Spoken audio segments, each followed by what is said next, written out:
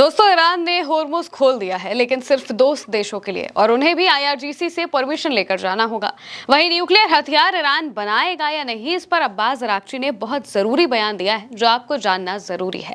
दरअसल Abbas Araghchi BRICS meeting में शामिल होते हैं और इसके बाद जब वो अपना बयान दे रहे होते हैं तो एक के बाद एक उन्होंने कई चीजें बताई हैं, जिनमें होर्मुज और न्यूक्लियर वेपन दोनों का ही जिक्र है। साथ ही अमेरिका को लेकर क्या कहा है, एक एक बात आपको बताते हैं। फार्स न्यूज एजेंसी के हवाले से लिखा है, अराक्ची ने कहा, हमें अमेरिका पर कोई भरोसा नहीं है। हम अभी संघर्ष विराम की स्थिति में हैं। हालांकि ये स्थिति डामाडोल है, फिर भी हम कूटनीति को एक और मौका देने की कोशिश कर रहे हैं। हम बातचीत में तभी शामिल होंगे जब दूसरा पक्ष गंभीर होगा और सही रास्ते पर आएगा। हमें अमेरिका पर कोई भरोसा नहीं है। अमेरिका पर भरोसा न करने के बाद यहाँ पर उन्होंने साफ की, और इसके बाद परमाणु हथियार को लेकर उन्होंने जरूरी बात कही। अराक्ची ने कहा, ईरान ने कभी भी परमाणु हथियार नहीं चाहा है। हमने बार बार कहा है कि हम परमाणु बम नहीं चाहते। हमारा परमाणु कार्यक्रम शांतिपूर्ण है, यानी कि हमारा न्यूक्लियर प्रोग्राम पीसफुल है। होर्मुज स्ट्रेट खुला है और सभी जहाज बिना किसी शत्रुतापूर्ण देश के रुकावट के वहां से गुजर सकते हैं। जो लोग वहां से गुजरना चाहते हैं उन्हें पहले कोऑर्डिनेट करना होगा, यानी कि कोऑर्डिनेशन के बाद देश अपना जहाज होर्मुज से निकाल सकते हैं। ये बात यहाँ पर अब्बास अराक्ची ने साफ कही है, यानी कि होर्मुज स्ट्रेट की स्थिति मौजूदा वक्त में वैसी ही है जैसी कि जंग के बीच में हुई थी। शुरुआत में स्ट्रेट पूरी तरह से बंद था और इसके बाद ईरान ने कहा कि हम जाने देंगे, उन देशों के जहाजों को जाने देंगे जिनका इस युद्ध से कोई लेना देना नहीं है। अमेरिका से जुड़े और अमेरिका के से जुड़े देशों के जहाजों को हम जाने नहीं देंगे। ये बात यहाँ पर भी उन्होंने साफ की है। इसके अलावा एक और बात उन्होंने बताई कि बातचीत में आखिर दिक्कत फंस कहाँ रही है, क्योंकि लगातार ये सवाल उठ रहा है कि आखिर ईरान और अमेरिका के बीच में बातचीत बन क्यों नहीं पा रही है। क्या हो रहा है ऐसा कि बार बार पहले होता है कि बात हो रही है, अच्छी बात हो रही है, और फिर वापस से सब कुछ धराशाही हो जाता है। तो आखिर इसके पीछे की वजह क्या है, इसको लेकर भी अब्बास अराक्ची ने जरूरी बात कही। उन्होंने कहा कि बातचीत में सबसे बड़ी दिक्कत यह है कि अमेरिकियों की तरफ से हमें बार बार मिलते जुलते विरोधाभासी संदेश आ रहे हैं। एक मुंह से एक बात, दूसरे मुंह से दूसरी बात। होर्मुज स्ट्रेट को लेकर हमारा कोई कसूर नहीं है। हमने ये लड़ाई शुरू नहीं की, हम सिर्फ अपनी रक्षा कर रहे हैं। हमें अपनी वैध रक्षा का पूरा हक है। होर्मुज मित्र देशों के लिए बंद नहीं है। ये बंदिश सिर्फ और सिर्फ हमारे दुश्मनों पर है। जो देश हमारे दोस्त हैं या बाकी सामान्य देश, उनके जहाजों को बस हमारी सेना के साथ कोऑर्डिनेशन करना होगा ताकि वो आसानी से गुजर सके। यानी कि विदेश मंत्री अब्बास अराक्ची ने इस बात को साफ किया है कि होर्मुज स्ट्रेट मौजूदा वक्त की जो स्थितियां हैं स्ट्रेट की, वो ऐसी है कि अमेरिका ईरान के जहाजों को भले ही न जाने दे, लेकिन वहीं ईरान ने जो नाकाबंदी लगाई है वो इजराइल और अमेरिका से जुड़े हुए देशों के लिए है, और किसी देश के लिए ये नाकाबंदी नहीं है। ये बात यहाँ पर साफ कही गई है।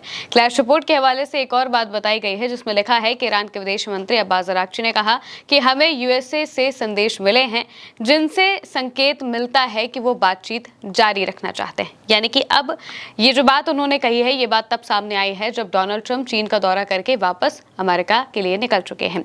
अब डोनाल्ड ट्रंप वहां पर निकल चुके हैं। इससे पहले ईरान ने जो प्रपोजल भेजा था, उस प्रपोजल को लेकर खबर सामने आई थी कि अमेरिका ने वो प्रपोजल ठुकरा दिया है, और इजराइल इंतजार कर रहा है कि कब डोनाल्ड ट्रंप वापस अमेरिका आए और फिर उन्हें अप्रोच किया जाए कि ईरान पर फिर से हमला करते हैं। लेकिन अब अमेरिका हमलों में दिलचस्पी नहीं रख रहा है। ये बात यहाँ पर साफ होते नजर आ रही है।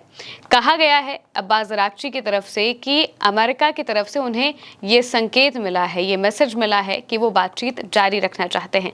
अब बातचीत जारी रखने से मतलब ये है कि डिप्लोमेसी के स्तर पर ही बात होगी। ये बातचीत कब तक चलती है, यही सबसे बड़ा पेच जो है वो फंसा है, क्योंकि बातचीत पहले भी हो रही थी, अब भी हो रही है, आगे भी होगी, लेकिन अंत कहाँ होगा, सवाल यही है। क्योंकि जब तक बातचीत पूरी तरह से हो नहीं जाती, डील नहीं हो जाती, तब तक स्ट्रेट ऑफ होर्मुज बंद रहेगा। बंद रहने से मतलब ये है कि वहां से जो बाकी के देश है, जैसे कि मान लीजिए कुवैत है, बहरीन है, यूएई है, सऊदी अरेबिया है, इनका तेल नहीं निकल पाएगा। क्यों? क्योंकि ये सभी देश अमेरिका से मिलते जुलते देश हैं, अमेरिका के साथ जुड़े हुए हैं और अमेरिका को साफ तौर से वो फायदा पहुंचा रहे हैं। इस वजह से ईरान इन सबके जहाज़ों को रोकने की कोशिश करेगा।